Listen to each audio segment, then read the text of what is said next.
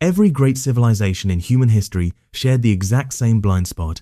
They believed their infrastructure was immortal. The Romans assumed their massive stone aqueducts would flow forever. The Mayans believed their sophisticated mountain terraces were foolproof. They mistook sheer structural complexity for permanent stability. Today, we look back with a sense of historical superiority. We sit in climate-controlled rooms, staring at high-resolution smartphones, and treat the internet like gravity, a permanent, fundamental law of nature. But that is a dangerous illusion. The global internet is not an unshakable foundation. It is a precarious, top-heavy tower of digital Jenga blocks, held together by string, tape, and a collective prayer. We are repeating the mistakes of fallen empires, except our infrastructure is built from microscopic pulses of light, vulnerable glass fibers, and millions of lines of code written by burnt-out, forgotten engineers decades ago. We live in a state of absolute digital hyperfragility. If you peel back the polished user interfaces of the modern world, you will find three fundamental flaws pushing the entire global system toward an inevitable, unpatchable collapse. And we are completely powerless to stop it. When we visualize the internet, we imagine an abstract, wireless cloud bouncing off satellites. But the internet is intensely, brutally physical. Over 99% of all intercontinental digital traffic, from personal texts to trillion-dollar bank transfers, travels through a physical network of submarine cables laid across the ocean floor. These cables are the literal nervous system of global civilization, yet many are no thicker than a standard garden hose. Because of global geography, these cables cannot be distributed evenly. To connect major hubs of civilization, they are forced to crowd together through a handful of narrow, shallow underwater pathways. These are the physical choke points of the digital world. Consider the Red Sea, where nearly 20% of the world's internet traffic is squeezed through a single trench just a few dozen miles wide. In early 2024, the world received a quiet but terrifying proof of concept of this vulnerability. A single commercial ship, dragging its anchor after being damaged, severed 3 major telecommunications cables simultaneously.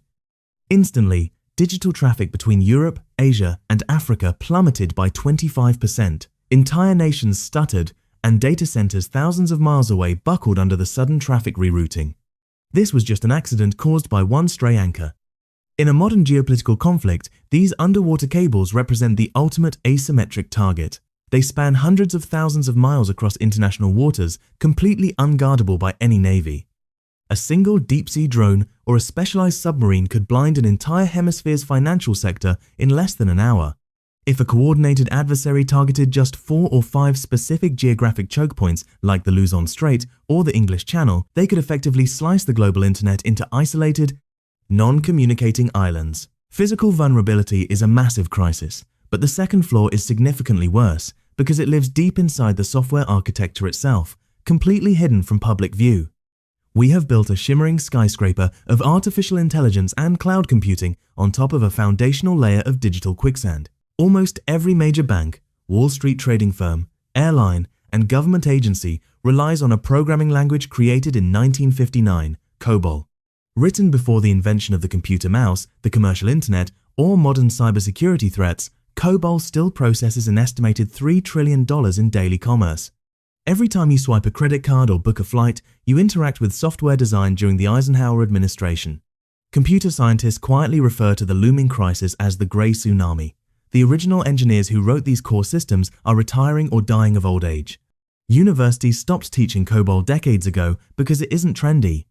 Today's young tech talent focuses exclusively on modern frameworks and machine learning, leaving the foundational plumbing of the global economy running on ancient codebases that almost nobody left alive fully understands. When a critical bug appears deep within a legacy mainframe, multi-billion-dollar corporations must track down 75-year-old programmers in retirement communities, paying them thousands of dollars an hour just to keep the lights on. We are operating the most advanced financial empire in human history on a software engine whose blueprints are literally fading into history. This structural decay isn't limited to old legacy systems. The way we build brand new, modern software is equally broken.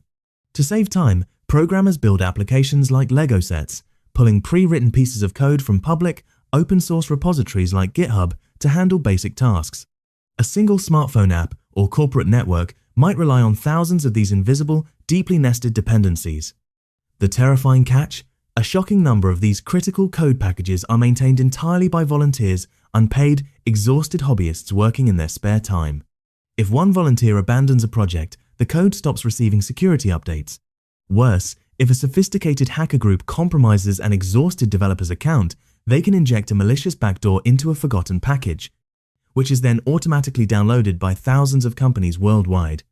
We saw a chilling preview of this with the massive Log4j vulnerability and the XZUtils backdoor exploit. A single compromise in a boring open source tool nearly handed hackers a master skeleton key to millions of servers across the globe. We have willingly outsourced the security of our entire digital civilization to unpaid volunteer labor. Even if we could magically patch every line of legacy code and deploy military fleets to guard every mile of undersea cable, the global internet faces an external, natural existential threat that humanity is entirely powerless to prevent. Every few centuries, the sun releases a monster. In September of 1859, the planet was struck by a massive solar storm known as the Carrington event. This coronal mass ejection, a colossal blast of magnetized solar plasma, collided with Earth's magnetosphere and triggered an unprecedented geomagnetic storm. The global communication network of 1859 consisted entirely of telegraph lines. When the storm hit, wires sparked violently, shocking operators and setting offices on fire. Yet, human society barely skipped a beat. The world ran on coal, steam, muscle, and paper. The telegraph was a luxury, not a necessity. If a Carrington-level event were to strike the Earth today, the consequences would be catastrophic. The immense electrical currents induced in the atmosphere would instantly overwhelm high-voltage power grids, permanently blowing out the custom-built electrical transformers that keep our cities alive. These transformers take years to manufacture, test, and ship.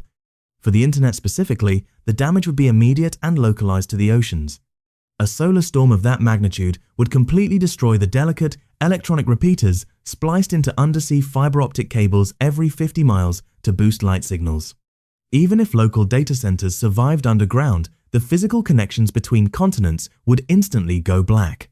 A detailed study by the University of California, Irvine, concluded that a severe solar storm could plunge the world into a prolonged internet apocalypse lasting for months or potentially years.